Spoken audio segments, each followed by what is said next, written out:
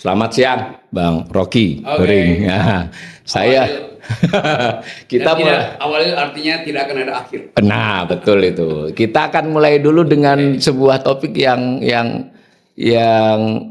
menjadi satu sisi kadang menjadi kesombongan ekonom, di sisi lain ada beberapa ilmuwan ahli ilmu sosial yang agak sedikit inferior karena kan awalnya yang pernah mengangkat itu namanya Samuelson yang dapat Nobel karena buat buku teks ekonomi. Nah, dari zaman dia itu dikatakan adalah economic is the queen of social science, ratu ilmu sosial. Nah, waktu itu mungkin seperti bercanda saja, tapi makin ke sini makin tampak bahwa kecepatan kemajuan ilmu ekonomi tampak setidak-tidaknya lebih kelihatan wah dibandingkan ilmu sosial lain. Nah, tapi makin ke sini makin teknis dia sehingga economics kan.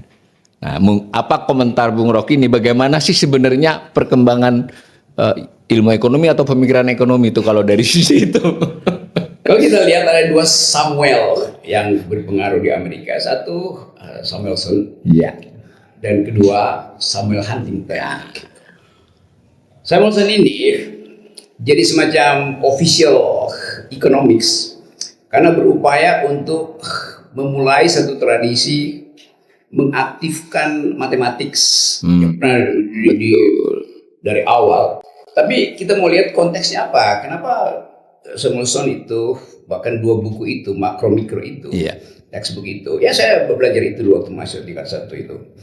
Dan pada waktu itu kita cuma tahu bahwa ekonomi itu adalah ilmu teknis, ilmu yang membaca kecenderungan manusia untuk mengkonsumsi, tetapi dengan modeling.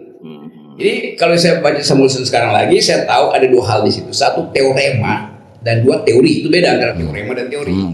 Teorema itu semacam aksioma bahwa hukum keseimbangan itu hanya bisa diperoleh oleh perpotongan kurva itu, supply demand. Itu udah teorema itu. Dalam apa aja tuh, dalam fisika juga teorema begitu tuh. Supply demand itu di dalam apapun. Tetapi kemudian orang mulai berpikir, gimana misalnya kalau kita manipulasi hasrat untuk konsumsi itu, maka timbullah marketing kan. Nah, buat saya marketing itu bukan ilmu ekonomi, itu ilmu psikologi sebetulnya kan. Karena kalau manusia itu dibujuk dengan marketing, dengan psikologi, maka rasionalitasnya itu terpengaruh. Padahal supply demand itu dasarnya adalah rasionalitas tuh, konsistensi dalam rasionalitas tuh. Jadi mulai diganggu lah Samuelson tuh. Saya kira ada satu buku yang mengganggu Samuelson itu, saya lupa judulnya itu namanya, tapi kira-kira judul orangnya saya lupa, tapi saya masih ingat judulnya, Economics as Religion. Jadi dia ngeledek Samuelson, dia bilang bahwa iya ada teori Samuelson itu bukan teori ekonomi tapi teori teologi itu, karena mesti dipamerkan, mesti dibujuk orang untuk membaca Samuelson.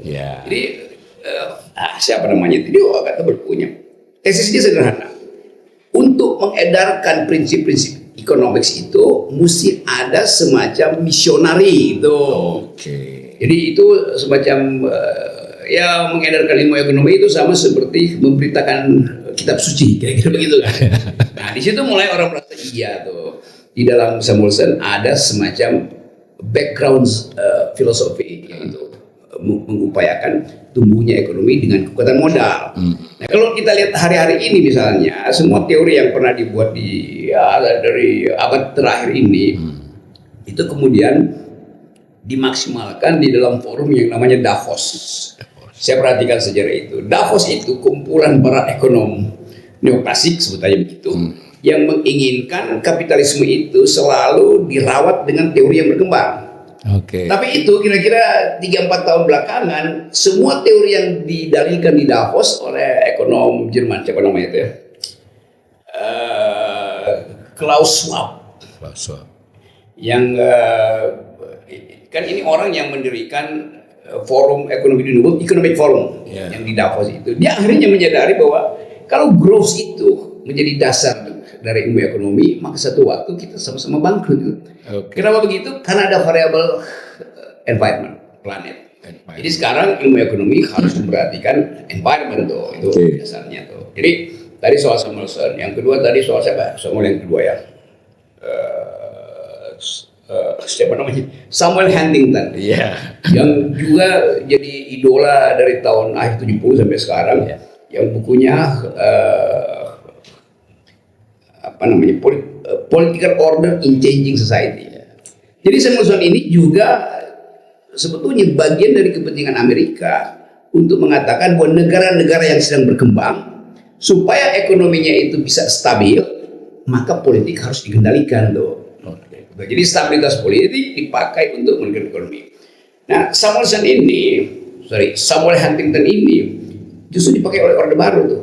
Kan kita lihat trilogi pembangunan Orde Baru, pertumbuhan ekonomi, stabilitas, pemerataan. Lalu diputar lagi tuh. Pertama-tama stabilitas politik, baru ada pertumbuhan ekonomi, baru pemerataan. Kan trilogi pembangunan itu selalu tuh. Jadi kita sebetulnya, terutama dunia ketiga, memakai paradigma Samuelson di bidang ekonomi dan paradigma Samuel Huntington di bidang politik. Itu yang menyebabkan kita nggak punya ide khusus tentang apa yang disebut keadilan sosial. Keadilan sosial nggak bisa dicapai dengan argumen Samuelson.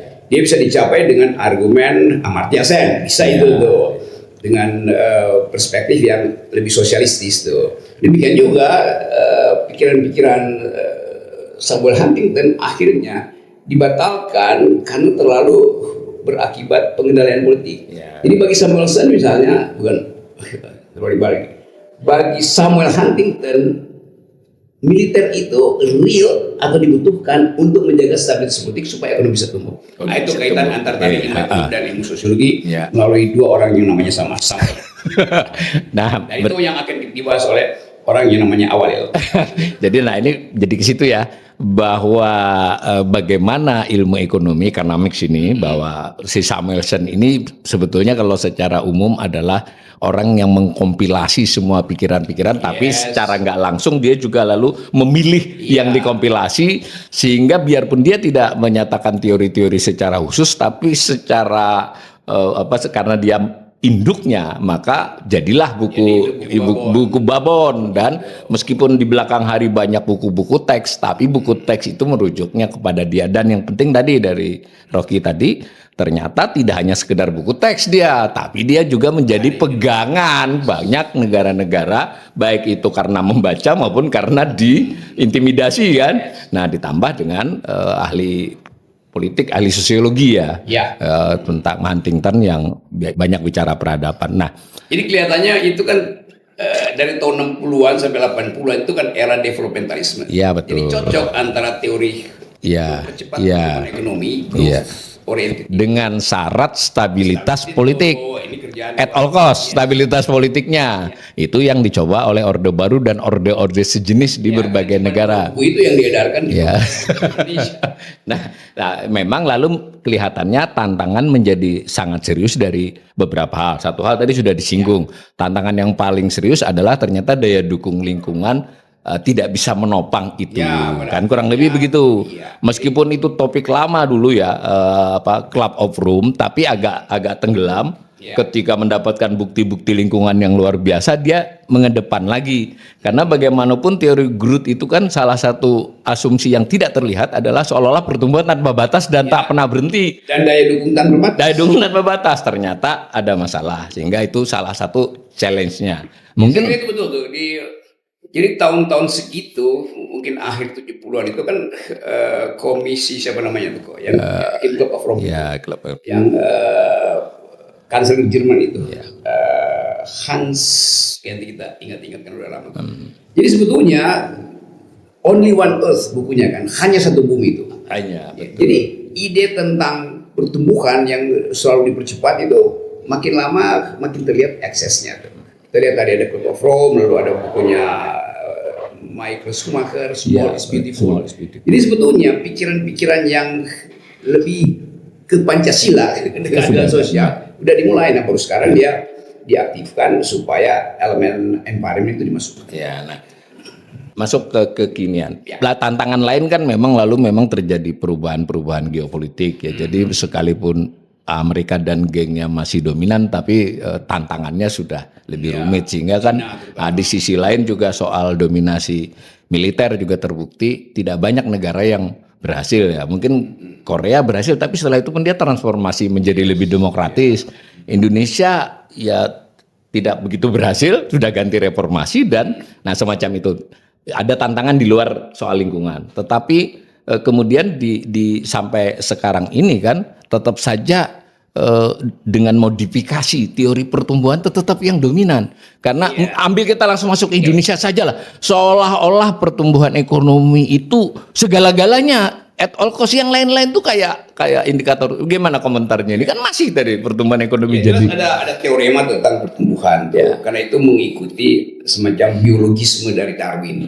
Kita bertumbuh melalui evolusi itu. Tapi ilmu ekonomi itu kan ilmu sosial tuh.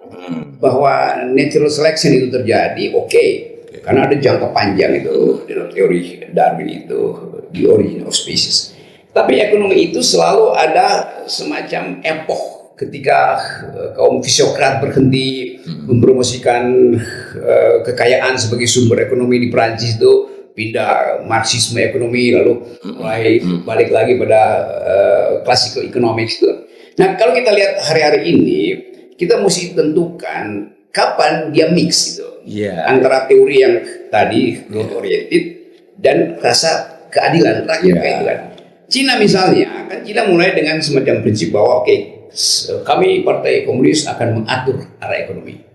Tapi setelah arah ekonomi diatur, dia biarkan keinginan individu itu sebagai pemicu untuk growth. Jadi ada negara konsepnya jelas, koridornya beginian ya, mesti ada keadilan sosial, tapi untuk menghidupkan ekonomi, provinsi-provinsi itu kapitalis semua kan. Jadi orang kaya diperbolehkan lah ya. Diperbolehkan itu dasarnya. Nah, kita Indonesia juga punya prinsip yang sama sebetulnya. Kan dalam konstitusi kita ada 3 pemain utama ekonomi. Satu adalah korporasi, 2 BUMN, 3 koperasi itu. Nah sekarang masalahnya adalah mengendalikan korporasi ini supaya dia betul-betul bisa sebut aja dipajaki untuk keadilan sosial kan. Kan negara kita negara yang basisnya keadilan sosial, bukan negara yang libertarian atau yang kapitalistis.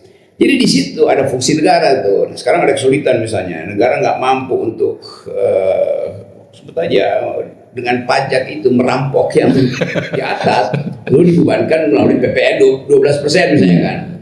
Tetap pajak itu adalah cara biadab untuk mempertahankan peradaban. Nggak ada orang yang mau dirampok. Bahkan di Amerika sekalipun. No taxation without representation. Tax and debt. Iya. Tapi kan mesti masuk akal juga cara merampoknya tuh. Ya, betul. Kalau misalnya negara atau Indonesia misalnya mau menghasilkan pajak untuk kejar target pendapatan negara berapa 3.000 triliun itu artinya bayangan masyarakat akan ada keadilan di depan. Bayangan itu nggak bisa dilakukan oleh pemerintah hari ini tuh. Jadi publik akhirnya pasang Garuda biru untuk mengolok-olok Sri Mulyani itu. Tapi Sri Mulyani kemudian bereaksi, ya kalau Anda nggak mau bayar pajak ya silahkan keluar dari Indonesia. Kan ini reaksi konyol dari Sri Mulyani kan. Padahal sebetulnya ya pajak itu memang mandatori, tetapi mesti dilihat ya kalau dia nggak mampu gimana mau dipaksa, masa disuruh pergi ke luar negeri. Saya tahu maksud Sri Mulyani. Mestinya Sri Mulyani bilang kemanapun kalian yang nggak bayar pajak saya kejar sampai ke luar negeri. Bukan disuruh yang nggak dapat apa-apa juga. Nah di situ berarti kita kan masuk soal peran negara atau lebih sempit lagi pemerintah dalam perekonomian. Kalau kita baca tadi amanat konstitusi, kelihatannya para pendiri bangsa ini kan futuristik ya, visioner kan, karena apa yang kemudian sekarang dirasakan, terutama seperti diterapkan Cina, itu bahwa memang market dengan society itu harus bisa di manage oleh government kan begitu. Nah kita terasanya oleh kebanyakan orang, bahkan saya ekonom, ini kenapa negara yang market driven, mestinya kan tetap state driven. Nah itu gimana kira-kira kesan ini? Tidak hanya rakyat loh, saya ekonom saja merasakan kenapa pasar lebih berkuasa. Ini ekonomi yang peka dengan keadilan, berbeda dengan ekonomi yang hanya lihat makro figus itu lalu ambil keputusan. Kan kita tadi saya terangkan bahwa negara ini memerlukan market economy untuk sinyal rasional pengambilan keputusan. Betul. Tetapi market economy tidak boleh spill over ke dalam masyarakat sehingga berubah jadi market society. Market society. Nah, ini bedanya nih, ini market economy. Bagus. Kenapa mesti market? Iya. Rempang digusur. Iya. PIK 2 digusur tuh. Lalu ditanya maunya berapa? Jadi dihargai seolah-olah itu bagian dari free market. Padahal ini adalah komunitas yang punya peradaban itu. Orang Rempang digusur oleh Pak Khalil. Ditanya, kita kan dia jadi apartemen. Lalu bagi orang Rempang itu, kampungnya dia itu di dalamnya ada kondisi persahabatan. Diganti apartemen, hilang kondisi itu. Jadi begitu market ekonomi melimpah ke market society, kehilangan keakraban. Bagus ini, Pak. Itu. Ini bagus ya. Ini ada istilah yang bisa dikutip ini. Jadi market ekonomi itu adalah keniscayaan dimanapun, apalagi dengan perkembangan modernitas ini kan nggak mungkin nggak ada market. Itu sinyal efisiensi. Ya, dan terutama sekali sinyal efisiensi lalu. Otoritas ekonomi pengambil kebijakan bisa memilih kebijakan-kebijakan yang ada teknokratisnya. Itu kan pengambil kebijakan dia mesti bijak melihat kondisi society ini tidak boleh dipakai dengan alasan market ekonomi. Nah ini kan jadi tapi Bung Rocky ini mengingatkan bahwa ada yang lebih luas dari sekedar market, tapi namanya market society. Bahwa market society ini boleh saja ada irisan dengan market ekonomi, tapi bukan didominasi. Apalagi dalam titik-titik tertentu ada market society awal ya dengan yang lain.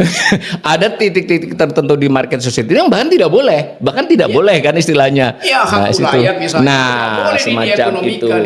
Ini dasar-dasarnya ya. Nah dari situlah kalau saya boleh komentar sebenarnya bagaimana kebijakan ekonomi dievaluasi. Mulai dari perundang-undangannya kan dilihat dari perspektif ini kita kembalikan ke amanat konstitusi yang sudah sangat visioner. Kemudian bahkan kalau kita lihat best practices internasional pun harusnya kenapa kita memuji Cina dalam hanya soal investasi dan pertumbuhan ekonominya, kita harus melihat juga bagaimana China memanagenya, kepolisinya. Yang tadi oleh Rocky dan saya setuju bahwa mereka pandai itu melihat market ekonomi. Nah tadi yang market society. Nah Indonesia mestinya kan ke situ. Begitu juga ketika ada soal yang terkini misalnya kayak pajak ini nggak bisa hanya dilihat soal fiskal, itu terlalu sempit. Tapi bahwa pajak itu adalah keniscayaan, tapi harus dicari solusinya agar dia tidak menghancurkan market society, bahkan market ekonomi. Ini mungkin komentar saya, sebetulnya secara market ekonomi pun PPN naik dan teks amnesti itu belum diuji. Belum diuji secara akademis nih. Dan bahkan belum dibicarakan di DPR. Belum dibicarakan.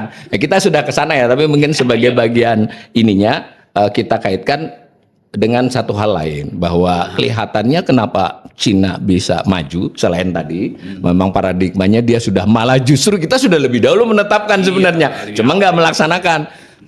Begitu juga Korea, bagaimanapun Korea ini kan juga contoh yang maju, market society-nya juga dia jaga gitu. Nah tetapi kelihatannya di dua negara itu yang cukup beres adalah soal pemberantasan korupsi dan pencegahan korupsi. Nah bagaimana menempatkan topik korupsi di tengah masalah ini? Pada akhirnya seluruh kemanfaatan sosial itu hilang karena dikorupsi. Gitu aja kan. Misalnya coba saya kemarin dari Mimika itu dia di situ ada tambang, ada Freeport. Penduduknya 300 sekian ribu tuh. APBD-nya 6,5 triliun.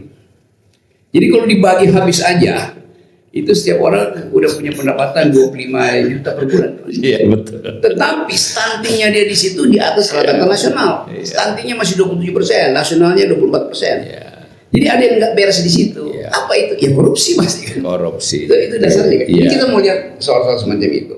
Sekarang kita mau coba tentukan tadi perspektif pertama adalah manfaatkan kekuatan korporasi di lokal itu untuk merawat kemiskinan di situ kan. CSR. Tetapi dalam praktek CSR di Timika itu jatuhnya di Solo. Dengan segala macam cara kan. Jadi sebetulnya lingkungan itu yang pertama kali harus dapat manfaat dari ekstraktivitas itu kan.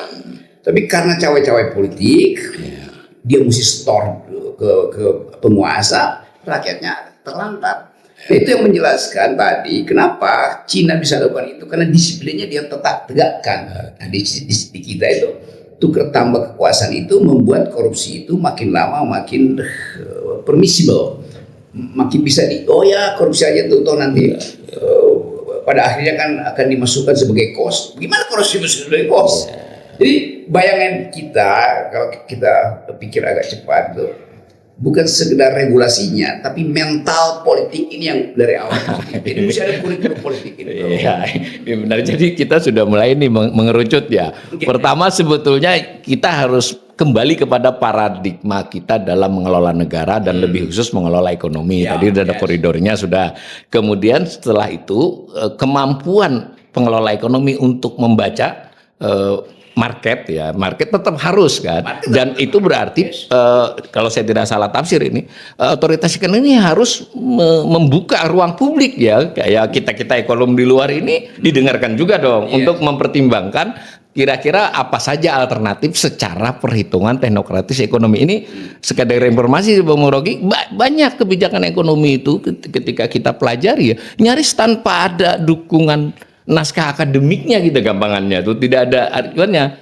Nah lalu yang ketiga tadi itu pun masih diperlukan syarat lain di mana korupsi harus dicegah, meskipun ini terhubung ya. Kira-kira gitu nggak nangkap ininya? Iya saya nangkap itu. Kalau saya rumusin misalnya ada buku judulnya begini, Economics Doesn't Lie itu. Economics does. Iya betul. Ilmu ekonomi tidak berbohong karena tadi supply demand itu di mana-mana. Iya. Tetapi yang berbohong adalah para pengambil keputusan ekonomi. Itu intinya kan. Economics doesn't lie, economics does. Jadi di kita justru buku itu mesti dibaca oleh menteri-menteri ekonominya Pak Prabowo untuk mencegah jangan ilmu ekonominya disalahkan. Tetapi juga jangan menganggap bahwa ekonomi itu dia kedap dengan keadaan sosial. Nah, di situ diperlukan tadi teknokrat yang visioner, tetapi juga mampu untuk membaca data teknis. Kemampuan membaca data teknis itu kadang-kala di kita tuh lemah. Kenapa? Ya karena sumber datanya sendiri itu ngaco. Kesiapan kita buat tahu misalnya data kependudukan kita pakai mana? Pakai Departemen Sosial, Departemen Dalam Negeri atau BKKBN kan sinkronisasi data itu mesti ada dulu supaya metodologi ekonomi itu tidak dibebankan untuk cari data lagi. Gitu. Ini bagus nih ya. Sebenarnya di kanal ini berkali-kali juga kita kasihkan ini bahwa salah satu problem di Indonesia itu adalah data, terutama data resmi kan. Data resmi itulah yang mestinya diperoleh, lalu diolah, lalu disajikan dengan cara sebaik-baiknya supaya baik para pembelajar, pengkritik ataupun pengambil kebijakan punya base. Kita berapa kali ngeritik, misal bahwa untuk beberapa yang punya acuan internasional itu secara umum dia oke kelihatannya, tapi ketika ditelisik di detail-detailnya agak sedikit masalah itu. Yang kedua, ini untuk informasi karena Bung Rocky bukan soal teknis, itu rata-rata selevel Badan Pusat Statistik saja, apalagi Kementerian Keuangan, itu di lamannya tidak user friendly. Jadi kalau orang mau mengambil itu harus satu-satu mestinya. Itu artinya ada kesengajaan. Nah, kira-kira begitu. Bahwa dia memenuhi kewajiban untuk mengumumkan, tapi dibuat hanya orang-orang ya tanda petik agak gila kayak saya yang mau satu-satu karena lama. Itu kan orang yang ngambil skripsi, tesis kan kasihan. Kira-kira gitu itu. Tetapi di luar itu semua kelihatannya juga kita agak khawatir, saya terutama sebagai ekonom, karena kalau saya masuk ke laman-laman kementerian itu banyak kementerian yang hanya menyajikan selevel Kementerian BUMN. Itu kan harusnya dia itu datanya hanya 1-2 tahun terakhir, itu pun tidak terakhir banget. Nah, itu SDM otomatis kan apa maksud dulu pernah diunggah dihilangkan, itu tradisi sekarang. Nah, itu mungkin nanti kapan-kapan saya tunjukin sama Bung Rocky. Nah, artinya kan ada indikasi bahwa kalau memang benar kita sekurang-kurangnya pengen betul-betul tumbuh tadi kayak 8%, lalu kita mau membangun ini itu, publik ini apalagi publik yang terpelajar yang memang ingin mengetahui kan, itu mestinya kan tersedia data-data dan argumentasi dari otoritas. Pikiran saya begitu, tapi ternyata kenyataannya tidak, Bang. Sampai segitu sekarang. Yes, kan ada hak publik untuk Iya. Dan diatur undang-undang loh sebenarnya. Tapi kan departemen itu, kementerian itu juga menterinya politisi. Nah, dia takut suatu waktu dia di trace back itu, ada beberapa data. Jadi itu juga yang kan kita mesti anggap data itu adalah kejujuran supaya polisi itu bisa dibikin bagus tuh. Nah, keadaan-keadaan semacam ini yang ya ini namanya koreksi total. Zaman Pak Harto bahkan lebih terbuka datanya. Betul, itu betul sekali. Kalau sekarang misalnya, dulu APBN kan langsung kita baca tuh kiri kanannya. Iya betul. Pembangunan mana buat rutin. Kalau sekarang harus punya ilmunya baru bisa. Nyanyiannya di mana? Bisa. Faktor yang tidak perlu rakyat. Oke, untuk bagian ekonomi cukup ya. Jadi tadi sudah perbincangan saya dengan Bung Rocky bagaimana. Bukan ekonomi ya? Nah, ya tadi sudah saya katakan beliau ini secara teknis biasanya tidak disebut ekonom, antara lain tidak diundang di forum ekonom. Tetapi saya bergaul dengan beliau, ke rumah beliau, lihat buku-bukunya, dan dari perbincangan tadi bahwa kita perlu mendengar hal-hal terkait pemikiran ekonomi dari orang-orang seperti beliau. Dan tadi saya kaitkan dengan amanat konstitusi, dan juga kita terkait dengan contoh lah ya Cina ataupun Korea, plus minus mereka harus kita lihat kan. Nah tadi sudah kita dengarkan, cuma ditambah tadi isu soal korupsi, kemudian isu bagaimanapun harusnya keputusan-keputusan ekonomi itu harus ada basis, ya kalau saya menyebutnya teknokratis, ada datanya, ada penalarannya, ada perakiraan-perakiraannya, tetapi dia tetap harus mengacu kepada society gitu ya, tidak kepada ekonomi saja. Lalu jadi pertimbangan, disitulah kunci politik sebagai seni kan, sebagai seni pengambilan keputusan. Nah, kira-kira begitu ya. Nanti habis ini kita ngomong hal lain. Mari kita ngopi dulu ya. Ya.